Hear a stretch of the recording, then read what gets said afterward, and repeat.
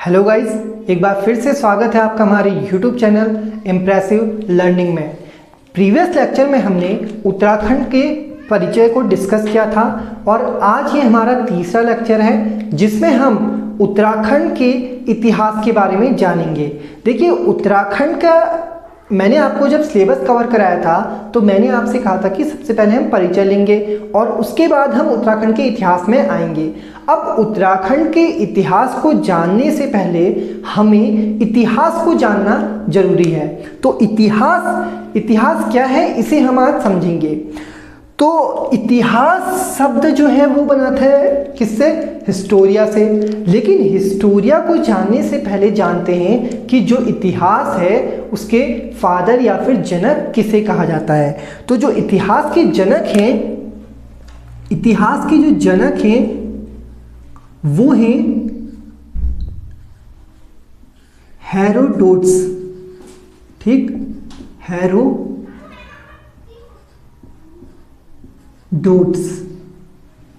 Herodotus को इतिहास का जनक कहा जाता है। ठीक, अगर अभी हम उत्तराखंड में नहीं आ रहे, उत्तराखंड का इतिहास नहीं जान रहे, सिर्फ ये जान रहे हैं कि इतिहास होता क्या है, तो सबसे पहले इतिहास के जो जनक हैं उनको जानते हैं। इतिहास के जनक कौन हैं? हेरोडोट्स हैं। इन्हीं हेरोडोट्स की, ये जो हेरोडोट्स हैं, इन्हीं हेरोडोट्स की एक पुस्तक है कौन सी? हिस्टोरिका।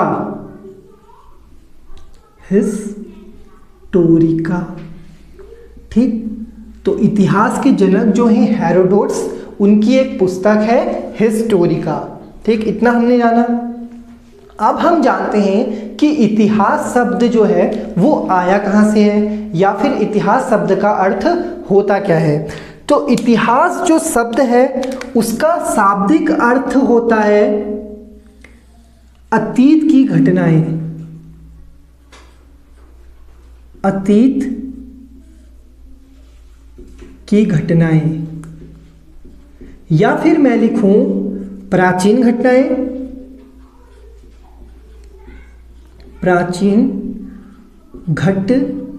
ठीक है, तो प्राचीन घटनाएं या फिर अतीत की घटनाएं दोनों ही सही हैं। अब इतिहास जो है उसे हिस्ट्री बोला जाता है, लेकिन ये जो हिस्ट्री शब्द है वो आया कहाँ से है, किस देश द्वारा यह दिया गया शब्द है, इसको समझते हैं। तो हिस्ट्री जो शब्द है वो ग्रीस द्वारा दिया गया शब्द है, ग्रीस देश द्वारा दिया गया शब्द है। यानी कि जिसे आज हम ग्रीक बोलते हैं तो उस देश द्वारा दिया गया ये शब्द है। तो हिस्ट्री जो शब्द है वो एक ग्रीक शब्द है।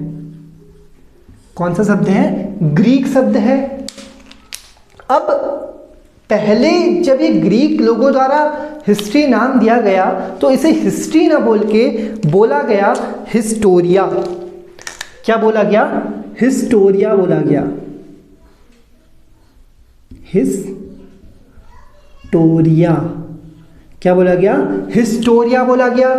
इसी हिस्टोरिया से बना था बाद में हिस्ट्री। इसी हिस्टोरिया से बाद में क्या निर्माण हुआ? इस हिस्ट्री का निर्माण हुआ। तो ये जो हिस्टोरिया था, हिस्टोरिया का जो अर्थ था, जो हिस्टोरिया शब्द था उसका जो अर्थ था वो था द इंफॉर्मेशन और the knowledge gathered by the investigation. यानी किसी इन्वेस्टिगेशन से जो हमें नॉलेज मिलती है, जो हमें जानकारी प्राप्त होती है, उसे हमने हिस्टोरिया बोला। तो मैं लिखते हुए चलता हूं,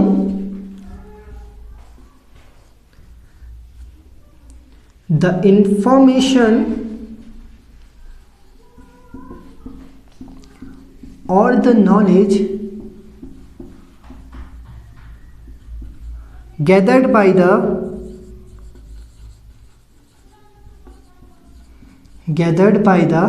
investigation। ठीक है, तो द इंफॉर्मेशन और the knowledge gathered by the investigation, यानी किसी इंफॉर्मेशन से जो हमें नॉलेज मिलती है उसे हमने क्या बोला? हिस्टोरिया बोला। और उसी हिस्टोरिया से हिस्ट्री शब्द निकल के आया। ठीक है, इतना समझ लिया। यहाँ तक हम समझ गए अतीत की घटनाएं इतिहास कहलाती है। हिस्ट्री जो शब्द बना है वो हिस्टोरिया से बना है, जो कि एक ग्रीक शब्द है। इसी से निकला हिस्टोरिया, और इतिहास के जो जनक कहे जाते हैं वो कहे जाते हैं हेरोडोटस को। इतना हमने समझ लिया है। अब आगे हम इतिहास की डेफिनेशन यानी इसकी परिभाषा को समझते हैं। तो इतिहास की जो परिभाषा है, देखिए इतिहास में जो हम बात करते हैं वो करते हैं प्राचीन काल की, ठीक, किसकी? प्राचीन काल की घटनाओं की। तो उसी से रिलेटेड एक डेफिनेशन है जो मैं यहाँ पर लिखते हुए चल रहा हूँ। तो इतिहास क्या है? इतिहास अतीत में घटित वे घटनाएं जिनके हमारे पास प्रूफ है, या फिर मैं कहूं एविडेंसेस हैं, ठीक, वो क्या कहलाते हैं? इतिहास कहलाता है। यानी कि अतीत में घटित होने वाली वही घटनाएं जिनकी हमारे पास क्या है? प्रूफ है या फिर एविडेंसेस हैं, वो क्या कहलाएगा? इतिहास कहलाएगा। तो इतिहास को हमने समझा कि इतिहास क्या होता है। इतिहास के जनक कौन है? हेरोडोटस, जिनकी पुस्तक है हिस्टोरिका। और साथ ही साथ जाना इतिहास की जो डेफिनेशन है, जो परिभाषा है, यानी कि अतीत में घटित होने वाली वे घटनाएं जो कि जिनके हमारे पास एविडेंसेस हैं, प्रूफ हैं, वो क्या कहलाती है? हिस्ट्री कहलाती है, इतिहास कहलाता है। तो इतिहास को हमने समझ लिया है। अब आगे हम इतिहास के बारे में और कुछ समझते हैं, ठीक। आगे अब जो हम देखेंगे वो देखेंगे कि जो इतिहास है उसके जो जानकारी के स्रोत हैं वो कितने प्रकार के होते हैं। यानी कि इतिहास को जो जानने के स्रोत हैं वो 3 प्रकार के होते हैं। कौन कौन से? पहला जो होता है वो होता है पुरातात्विक स्रोत। पुरातात्विक स्रोत जिसे हम कहते हैं आर्कोलॉजिकल सोर्स, ठीक। दूसरा जो होता है वो होता है कौन सा? साहित्यिक स्रोत, जिसे हम बोलते हैं लिटरेरी सोर्सेस। और जो थर्ड हमारे पास होता है वो होता है विदेशी यात्री। विदेशी यात्री।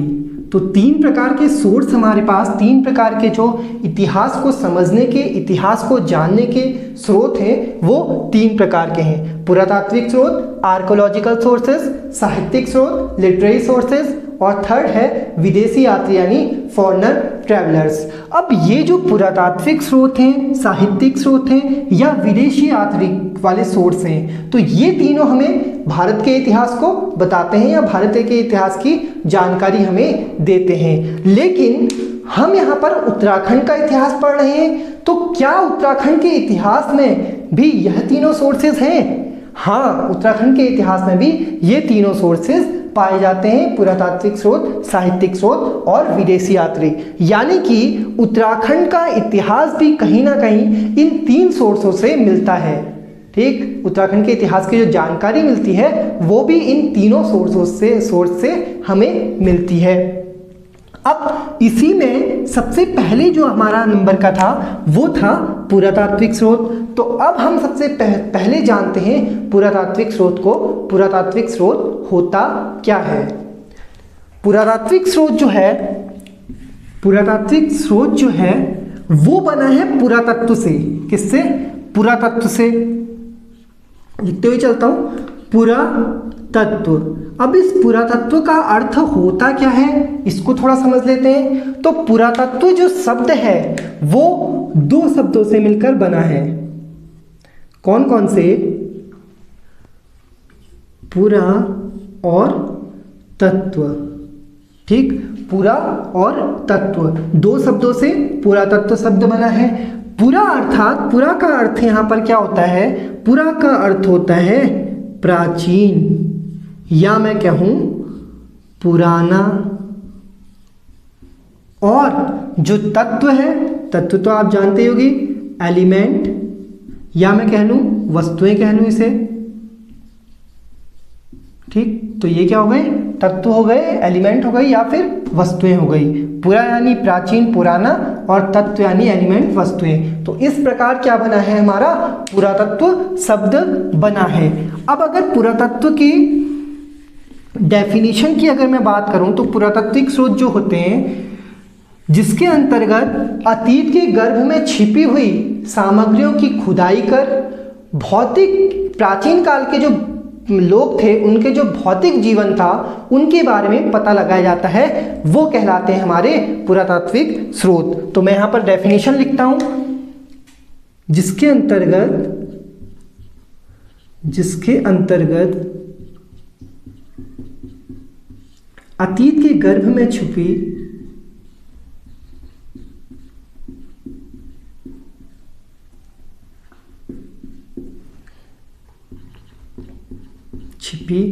उन वस्तुओं की खुदाई, छिपी सामग्रियों की खुदाई कर,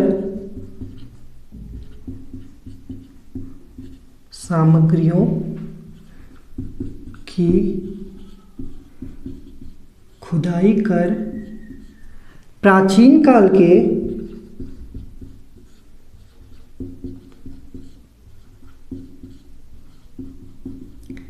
लोगों के भौतिक जीवन का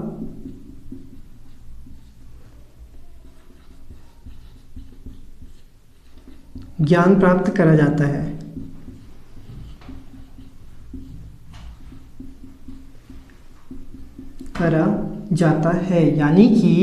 यानी कि पुरातात्विक स्रोत क्या होते हैं? पुरातात्विक स्रोत वो होते हैं जो कहीं ना कहीं भूमि के अंदर दबे हुए होते हैं, जिनकी हम खुदाई करते हैं और उसके पश्चात हम प्राचीन काल के लोगों के बारे में, उनके भौतिक जीवन के बारे में जानते हैं। यानी कि जो प्राचीन काल के लोग थे उनके जन्म से लेकर मृत्यु तक जो जो चीज़ें, जो जो कार्य, जो जो प्रथाएं वो कर रहे होते हैं उनके बारे में हमें जो ज्ञान प्राप्त होता है वो इस पुरातात्विक स्रोत से प्राप्त होता है। हालांकि जो अन्य स्रोत हैं उनसे भी इसी प्रकार का ज्ञान प्राप्त होता है, लेकिन पुरातात्विक स्रोत के अंतर्गत सिर्फ हम अतीत के गर्भ में छिपी हुई सामग्रियों की खुदाई करेंगे। ये समझ में आ गया पुरातात्विक स्रोत कौन कौन से होते हैं, क्या होते हैं। अब पुरातात्विक स्रोत में अगर हम उत्तराखंड के इतिहास को समझ रहे हैं, उत्तराखंड के इतिहास को पढ़ रहे हैं, तो उत्तराखंड के इतिहास में ऐसे कौन कौन से पुरातात्विक स्रोत हैं, कौन कौन से पुरातात्विक स्रोत हमें प्राप्त हुए हैं जिनसे हमें कहीं ना कहीं उत्तराखंड के इतिहास की जानकारी मिलती है, इसे जानते हैं। तो सबसे पहले जो पुरातात्विक स्रोत है वो है क्या? मानव कंकाल। क्या है? मानव कंकाल। मानव कंकाल। अब उत्तराखंड के चमोली क्षेत्र में एक झील है, आपने नाम सुना होगा, रूपकुंड झील। तो उस झील से एक राजा का और एक रानी का और उनके कुछ सैनिकों के कंकाल प्राप्त हुए। तो ये किसके अंतर्गत आता है? ये आता है हमारा पुरातात्विक स्रोत के अंदर। सेकंड हमारा होता है क्या? समाधियां। प्राचीन काल में या फिर ऋग्वेदिक काल में जब अपने जीवन को खत्म करने के लिए या फिर जो महत्वपूर्ण व्यक्ति हुआ करते थे वो क्या करते थे? अपने जीवन को खत्म करने के लिए समाधियां लिया करते थे और उस समाधि पर उनका नाम या फिर जीवन की पूरी वो लिखी होती थी। ठीक, समाधियां हो गई। तीसरा हो गया समाधान। अब ये क्वेश्चन बनता है, ये समाधान होता क्या है? ठीक, समाधान होता क्या है? नाम तो हम समझ गए समाधान, लेकिन समाधान जो होता है वो सव तथा धान से बना होता है। किससे? सव तथा धान से बना होता है। सव यानी, सव का अर्थ होता है यहाँ पर मृत शरीर, और धान का अर्थ होता है अंतिम कार्यक्रम। ठीक, अंतिम कार्यक्रम। शव धान यानी शव यानी मृत शरीर और धान यानी अंतिम कार्यक्रम। तो इस प्रकार शवाधान का अर्थ क्या हो गया? अंतिम कार्यक्रम या फिर मृत शरीर का अंतिम कार्यक्रम। अब जैसे भारत की जो सबसे पुरानी सभ्यता है सिंधु घाटी सभ्यता, उस सभ्यता में जब कहीं से किसी भी जगह से कुछ शवाधान मिले थे तो वहाँ जो शव मिले थे या फिर जो कंकाल मिले थे वो उत्तर से दक्षिण दिशा की ओर थे, उत्तर से दक्षिण दिशा की ओर थे। और साथ ही साथ उस शवों के साथ कुछ चीजें भी देखने को मिली, जिसमें कंघी हो गई या फिर कुछ प्रिय वस्तुएं हो गई। तो ऐसा माना जाने लगा कि उस समय या फिर सिंधु घाटी सभ्यता में लोगों के शवों के साथ उनकी प्रिय वस्तुएं दफनाने की व्यवस्था थी या प्रथा थी। तो ये चीजें भी हमें किससे प्राप्त हुई? पुरातात्विक स्रोत से प्राप्त हुई, जो कि जिसमें शवाधान भी मुख्य है। इसके बाद फोर्थ में और आगे जाएं तो पुरातात्विक स्रोत में आता है अभिलेख। ठीक, अभिलेख। देखिए प्राचीन काल में ही या इतिहास में ही कुछ शासक, कुछ राजा ऐसे हुआ करते थे जो अपने विचारों को लिखवाते थे। लेकिन किस में लिखवाते थे? वो लिखवाते थे पत्थरों पर या फिर कुछ अमूल्य वस्तुओं पर। ठीक, या फिर जो स्तंभ होते हैं, जो महलों के स्तंभ होते थे उन पर। तो वो सब क्या कहलाते थे? अभिलेख कहलाते थे। तो पत्थरों पर लिखवाना या फिर कोई ऐसा कॉइन या सिक्का बना देना, तो वो सब क्या थे? अभिलेख कहलाते थे, जो कि पुरातात्विक स्रोत के अंदर ही आता है। फिफ्थ हो गए जो मैंने अभी बोला, सिक्के। ठीक, सिक्के। अब सिक्कों पर राजा लोग या फिर शासक जो थे वो क्या लिखवाते थे? सिक्कों पर वे लोग क्या करते थे? अपनी पद, ठीक, या फिर उस समय जो उनको पद दिया जाता था उस पद को, या जो उनको क्या बोलते हैं, कुछ कोई भी ऐसा नाम, अन्य नाम जो दिया जाता था वो लिखवाते थे। और साथ ही साथ काल भी लिखवाते थे, यानी कि डेट या फिर सन तक लिखवाते थे। तो ये जिस प्रकार भारत सरकार लिखा हुआ आता है ना, उसी प्रकार उस समय राजा लोग या शासक लोग अपने ही कुछ विचार, कुछ शासक, कुछ महलों से रिलेटेड कुछ ना कुछ लिखवाते थे, वो भी सिक्कों में। नेक्स्ट इसमें और आगे जाए तो गुफाएं। गुफाएं भी पुरातात्विक स्रोत के अंदर ही आती हैं, जिन्हें हम उडियार कहते हैं। अब गुफाएं हमें प्राप्त हुई हैं, तो गुफाओं के साथ साथ उन गुफाओं में हमें क्या मिले हैं? कुछ चित्र मिले हैं। उत्तराखंड की कुछ गुफाएं ऐसी हैं जहां से हमें अलग अलग प्रकार के चित्र मिले हैं। हाथों में हाथ युग्म जोड़ा मिला है, हाँ, और कुछ ना कुछ चित्रकारी वहां से मिली है। और ऐसा भी नहीं, चित्रों में भी अलग अलग रंगों का प्रयोग देखने को मिला है, तो वो भी क्या कहलाती है? गुफा चित्र कहलाते हैं। तो गुफा चित्र भी क्या हो गए? हमारे पुरातात्विक स्रोत के अंदर आ गए। तो इस प्रकार अन्य भी कुछ एग्जाम्पल है, लेकिन पुरातात्विक स्रोत में जो मुख्य है वो मानव कंकाल, समाधियाँ, शवाधान, अभिलेख, सिक्के, गुफाएं, गुफा चित्र हैं। तो यहाँ पर पुरातात्विक स्रोत हमारा खत्म होता है। अब पुरातात्विक स्रोत के बाद हमने जो दूसरा स्रोत पढ़ा था वो था हमारा साहित्यिक स्रोत। पहले हमने पुरातात्विक स्रोत पढ़ा, फिर साहित्यिक स्रोत था दूसरा, जो हमारा उत्तराखंड के इतिहास की जानकारी का स्रोत था, दूसरा था साहित्यिक स्रोत, और तीसरा जो था वो था विदेशी यात्री। तो अब हम साहित्यिक स्रोत के बारे में जानेंगे। तो साहित्यिक स्रोत जो होते हैं, उत्तराखंड के इतिहास की जानकारी के जो साहित्यिक स्रोत होते हैं वो भी दो प्रकार के होते हैं। साहित्यिक स्रोत, साहित्यिक स्रोत भी हमारे दो प्रकार के होते हैं। कौन कौन से? पहला होता है हमारा धार्मिक ग्रंथ,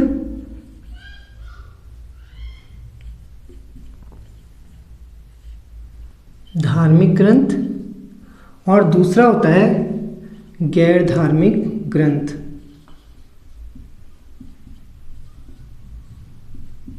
देखिए जिस प्रकार हमने पुरातात्विक स्रोत में क्या करी थी, खुदाई करी थी, उसी प्रकार जो साहित्यिक स्रोत होता है उसमें हमें ग्रंथ यानी पुस्तकों के माध्यम से उत्तराखंड के इतिहास की जानकारी प्राप्त होती है। अब साहित्यिक स्रोत में जो ग्रंथ होते हैं वो दो प्रकार के होते हैं, ठीक, वैसे भी ग्रंथ दो प्रकार के होते हैं। एक जो होगा वो साहित्यिक, वो धार्मिक ग्रंथ होगा, और दूसरा जो होगा वो हमारा कौन सा होगा, गैर धार्मिक होगा। तो सबसे पहले हम धार्मिक ग्रंथ की अगर बात करें तो धार्मिक ग्रंथ के अंतर्गत कौन कौन से आते हैं। जैसे धार्मिक, अगर हिंदू धार्मिक ग्रंथ की बात करूं तो हिंदू धार्मिक ग्रंथ में वेद हो गए, पुराण हो गए, ठीक, और जो अन्य प्राचीन काल के ग्रंथ हैं वो सब किस में आ गए, इस धार्मिक ग्रंथ के अंदर आ गए। क्योंकि देखिए जब हमने परिचय पढ़ा था तो परिचय में मैंने आपको एक बात बताई थी कि ऋग्वेद जो है, जो सबसे पुराना वेद है ऋग्वेद, उससे हमें उत्तराखंड के इतिहास की प्रारंभिक जानकारी मिलती है। ऋग्वेद से क्या मिलती है, उत्तराखंड के इतिहास की प्रारंभिक जानकारी, उत्तराखंड के इतिहास की प्रारंभिक जानकारी।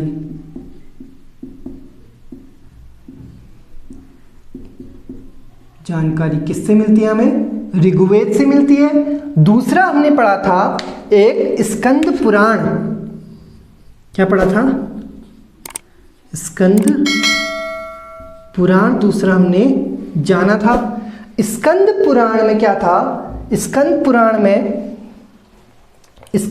में ये था कि जो उत्तराखंड के दो मंडल हैं, कुमाऊं और गढ़वाल, जो कुमाऊं और गढ़वाल मंडल हैं, उन मंडलों को अलग अलग नामों से जाना जाता था।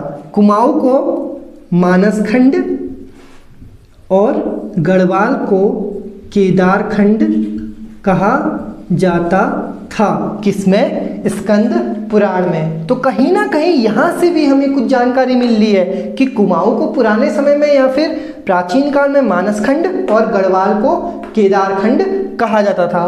तो ये क्या हो गया, ये धार्मिक ग्रंथ के अंदर आ गया। इसके बाद हम बात करेंगे बौद्ध धार्मिक ग्रंथ की। कौन से, बौद्ध धार्मिक ग्रंथ की। तो दूसरा हम लिखते हैं बौद्ध धार्मिक ग्रंथ, बौद्ध धार्मिक ग्रंथ। जिस प्रकार हिंदू धार्मिक ग्रंथ में वेद पुराण या फिर जो अन्य पुराण हैं उनकी बात हुई थी, उसी प्रकार बौद्ध धार्मिक ग्रंथ से भी उत्तराखंड के इतिहास की जानकारी मिलती है, जिसमें तीन हमारे पास हैं। कौन कौन से, दिव्यावदान, महावेश और जातक कथाएं। तो इन तीनों से भी हमें उत्तराखंड के इतिहास की जानकारी मिलती है, जो कि बौद्ध धार्मिक ग्रंथ है, ठीक। अब बौद्ध धार्मिक ग्रंथ है और जो हमारा ऋग्वेद है वो कहीं ना कहीं से उत्तराखंड के इतिहास की सेम जानकारी देता है। इस बौद्ध धार्मिक ग्रंथ में और ऋग्वेद में, यहाँ पर एक पॉइंट बना के नोट्स लिख रहा हूं कि बौद्ध धार्मिक ग्रंथ और ऋग्वेद में उत्तराखंड को क्या कहा गया है, इसमें उत्तराखंड को उसी नगर कहा गया है, ठीक। क्या कहा गया है, उसी नगर कहा गया है। बौद्ध धार्मिक ग्रंथ और ऋग्वेद में उत्तराखंड को किसी और नाम से जाना गया है। किस नाम से, उसी नगर नाम से, ठीक है। इतना समझ में आ गया। तो साहित्य ग्रंथ में हमने हिंदू धर्म ग्रंथ की बात करी और बौद्ध धार्मिक ग्रंथ की बात कर ली, जिसमें 3 आए थे, दिव्यावदान, महावेश और जातक कथाएं। ठीक है, अगर आपको नोट करना है तो आप नोट कर सकते हैं, वरना हम आपको पीडीएफ, इसकी जो पीडीएफ है वो भी उपलब्ध कराएंगे। ठीक, तो धार्मिक ग्रंथ हमने पढ़े, जिसमें हमने हिंदू धार्मिक ग्रंथ और बौद्ध धार्मिक ग्रंथ पढ़ा। अब हम आ जाते हैं जैन धार्मिक ग्रंथ में। जैन धार्मिक ग्रंथ, ठीक, तो जैन धार्मिक, अब हम बौद्ध धार्मिक ग्रंथ हमने कवर कर लिया। अब हम चलते हैं जैन धार्मिक ग्रंथ की ओर। अब जैन धार्मिक ग्रंथ में सबसे पहले जो नाम आता है, जो धार्मिक ग्रंथ का नाम आता है, वो है वृहत कथा। क्या है? वृहत कथा का। ठीक, किसका? वृहत कथा का। इस वृहत कथा से उत्तराखंड के इतिहास की हमें जानकारी प्राप्त होती है, जिसके रचयिता, इस वृहत कथा के रचयिता जो हैं वो हैं गुणाढ़। ठीक, गुणाढ़ इसके रचयिता हैं और इस पर एक क्वेश्चन बना हुआ है जीएस की दृष्टि से। वो यह है कि ये गुणाढ़ जो थे वो किसके दरबार के राजकवि थे? तो राजा हाल के ये दरबारी राजकवि थे। ठीक है, तो 3 हमने धार्मिक ग्रंथ की बात करी, हिंदू धार्मिक ग्रंथ की, बौद्ध धार्मिक ग्रंथ की और जैन धार्मिक ग्रंथ की, जिनसे उत्तराखंड के हमें इतिहास की जानकारी प्राप्त होती है। जिसमें जैन धार्मिक ग्रंथ का जो ग्रंथ है वो है बृहत कथा, जिसके रचयिता कौन है? वो है गुणाढ़। ठीक है, रचयिता, जो ये क्वेश्चन आया हुआ है, एक बार इसी पेपर में आया हुआ क्वेश्चन है, जो कि जीएस की दृष्टि से हमारे महत्वपूर्ण है। तो धार्मिक ग्रंथ हमने पढ़ लिए। अब हम आ जाते हैं गैर धार्मिक ग्रंथ की ओर। ठीक, धार्मिक ग्रंथ हमने कवर करा, बात करते हैं गैर धार्मिक ग्रंथ की। तो जो गैर धार्मिक ग्रंथ है, गैर धार्मिक ग्रंथ में जो सबसे पहला नाम आता है वो आता है हमारा किसका? कालिदास का। इसको ऐसे नहीं लिख के मैं यहाँ पर ले आता हूँ। सबसे पहला जो नाम आता है वो आता है कालिदास का। ठीक, कालिदास की एक पुस्तक है, कौन सी? कुमार संभव। कुमार संभव। इस कुमार संभव पुस्तक में उत्तराखंड को अनेक तत्वों का जन्मदाता बताया गया है। अनेक तत्वों का जन्मदाता बताया गया है। जन्मदाता बताया गया है। ठीक है, अनेक तत्वों का जन्मदाता बताया गया है। किसमें? कालिदास की कुमार संभव में उत्तराखंड को अनेक तत्वों का जन्मदाता बताया गया है। तो अगर एग्जाम में क्वेश्चन आता है कि किस पुस्तक में या फिर किसकी पुस्तक में उत्तराखंड को अनेक तत्वों का जन्मदाता बताया गया है, तो आप बोलेंगे कि कालिदास को या फिर कुमार संभव में, कालिदास की पुस्तक में या फिर कुमार संभव में उत्तराखंड को अनेक तत्वों का जन्मदाता बताया गया है। तो गैर धार्मिक ग्रंथ का पहला नाम हो गया कालिदास। और कालिदास की, इन्हीं की एक अन्य पुस्तक है रघुवंश काव्य। कौन सी? रघुवंश काव्य। इस रघुवंश काव्य में गढ़वाल क्षेत्र को, गढ़वाल जो क्षेत्र है, गढ़वाल क्षेत्र को क्या बताया गया है? गौरी कुरु बताया गया है। इन्हीं कालिदास की 2 पुस्तकें, कुमार संभव और रघुवंश काव्य। कुमार संभव में उत्तराखंड को अनेक तत्वों का जन्मदाता और रघुवंश काव्य में गढ़वाल को गौरी कुरु बताया गया है। तो गैर धार्मिक ग्रंथ में जो सबसे पहला नाम हमने पढ़ा कालिदास का। इसके बाद चंद्रबरदाई, ठीक है, बहुत ही फेमस स्टोरी है इनकी, बहुत ही फेमस कहानी है जो कि इतिहास से ही रिलेटेड है। कौन सी? पृथ्वीराज रासो। तो चंद्रबरदाई की जो पुस्तक है पृथ्वीराज रासो, जो आपने सुना भी होगा, 4 बांस 24 गज अंगुल अष्टप्रधान, ता ऊपर सुल्तान है मत चुके चौहान।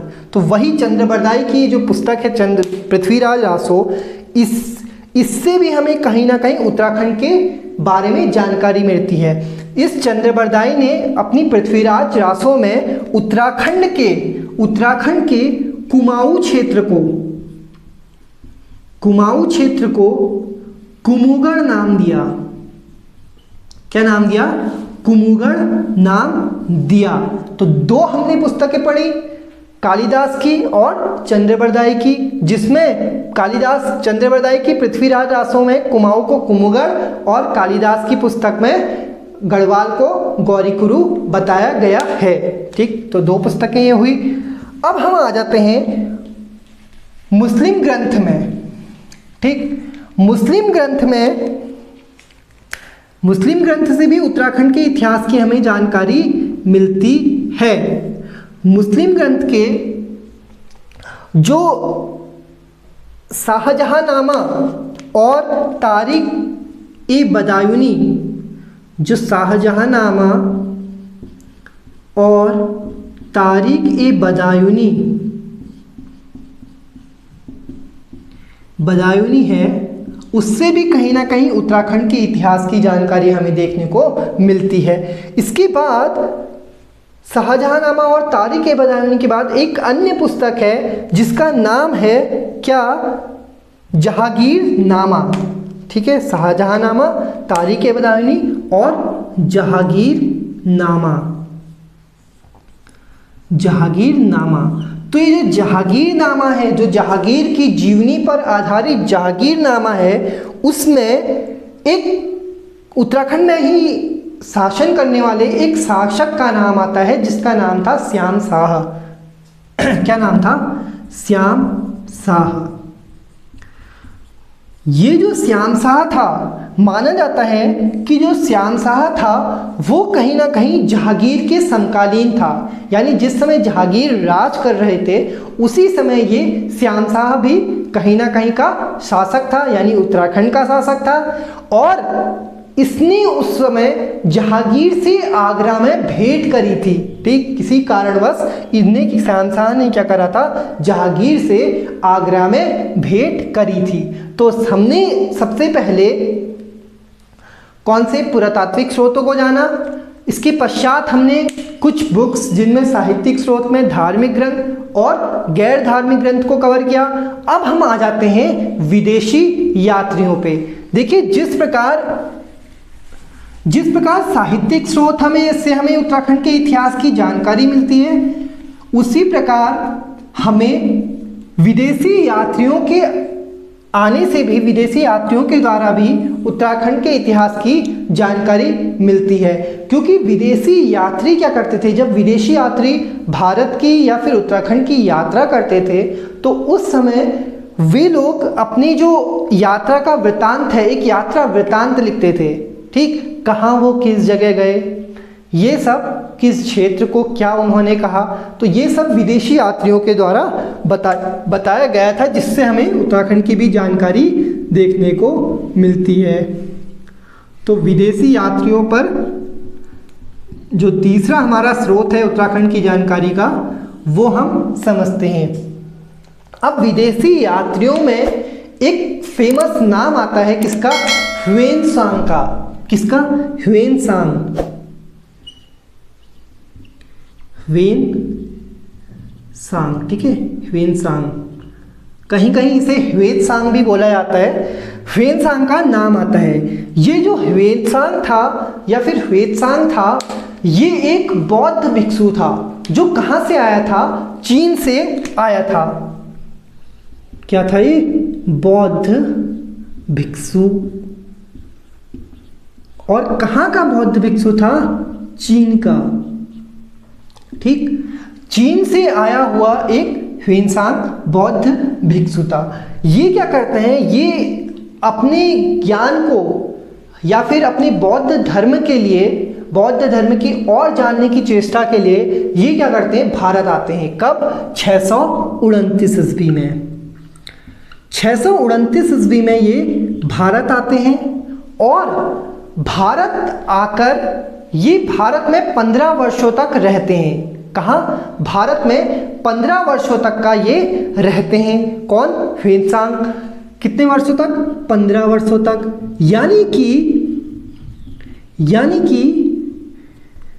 630 ईस्वी से लगभग 645 ईस्वी तक ये भारत में रहते हैं।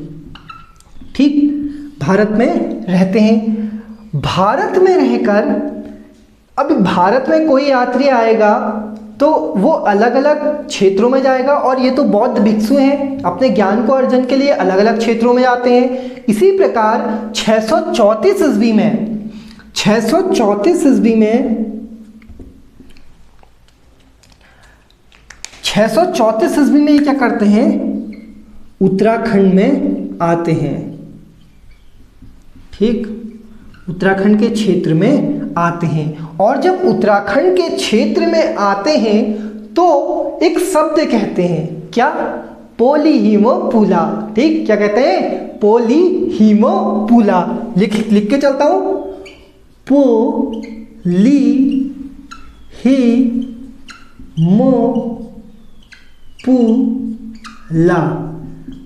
अरे पोलीहिमोपुला ये कौन सा शब्द है भैया? ये चीनी शब्द है, चीन के बौद्ध भिक्षु हैं, तो एक नाम देते हैं पोलीहिमोपुला। और इस नाम का जो अर्थ था वो था ब्रह्मपुर।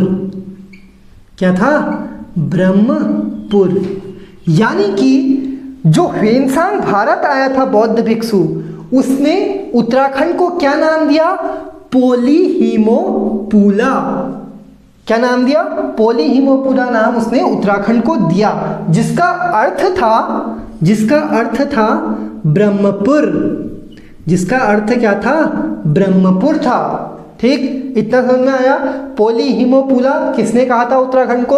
ह्वेनसांग, जो कि एक बौद्ध भिक्षु था, चीन से आया था। 629 ईस्वी में भारत आया, 15 वर्ष भारत में रहा। 630 ईस्वी से 645 ईस्वी तक भारत में रहा। 634 ईस्वी में वो उत्तराखंड आया। उत्तराखंड में पहुंचने पर उसने एक नाम दिया, क्या?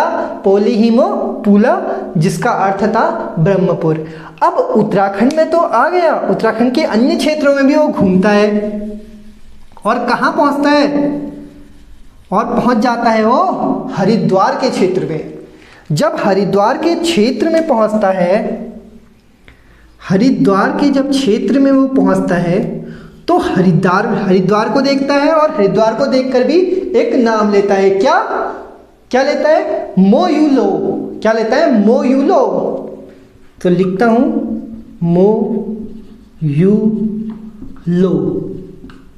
मोयुलो। अब मोयुलो का जिस प्रकार उत्तराखंड के हिमोपुला का अर्थ उसने ब्रह्मपुर था, तो उसी प्रकार हरिद्वार का अर्थ भी क्या था? हरिद्वार को उसने क्या बोला? मयूरपुर। यानी कि इस मोयुलो का अर्थ था मयूरपुर। ठीक, समझ में आ गया? हरिद्वार को उसने क्या बोला? ह्वेनसांग ने मोयुलो बोला, जिसका अर्थ था मयूरपुर। और यह एक बार क्वेश्चन यूके आयोग द्वारा पूछा गया क्वेश्चन है। ठीक है, अब एक और शब्द आता है इनका, इसके अर्थ आता है, वो अर्थ था गौविषाण का। गौविषाण एक और नाम आता है। गौविषाण जो शब्द का प्रयोग करा गया, वो प्रयोग करा गया किसके लिए? काशीपुर क्षेत्र के लिए। ठीक, ऊधम सिंह नगर के काशीपुर क्षेत्र के लिए गौविषाण शब्द का प्रयोग करा गया। इसी गौविषाण शब्द का जो अर्थ था काशीपुर, ये बताया था हमें प्रोफेसर कनिंघम ने। किसने बताया था? प्रोफेसर कनिंघम ने इस गौविशाण शब्द का अर्थ काशीपुर से करा, यानी कि गौविशाण शब्द का अर्थ काशीपुर था। तो विदेशी यात्री जो सबसे फेमस यात्री ह्वेनसांग था वो भारत आया और भारत पहुंचने पर उसने उत्तराखंड में प्रवेश करा। उत्तराखंड को इसने ब्रह्मपुर कहा और हरिद्वार को इसने क्या कहा, मयूरपुर कहा। और अगर चीनी भाषा की बात करूं तो हीमोपुला और मोयुलो, तो ये दोनों नाम उसने दिए। तो आज के लेक्चर में हमने उत्तराखंड के इतिहास को जो जानने के 3 स्रोत हैं, पुरातात्विक स्रोत, साहित्यिक स्रोत और धार्मिक स्रोत, इन तीनों स्रोतों को जाना। अगले लेक्चर में हम उत्तराखंड के पुरातात्विक स्रोत से ही रिलेटेड जो पहला चैप्टर है, यानी कि प्राचीन प्रजातियां हैं, उनके बारे में कवर करेंगे। अगर आपको हमारी आज की वीडियो पसंद आई हो तो लाइक करें, शेयर करें और सब्सक्राइब करें, और साथ ही साथ बेल आइकन को दबाना न भूलें, जिससे कि आने वाली जो वीडियो है वो आपको सबसे पहले मिल सके। Thank you.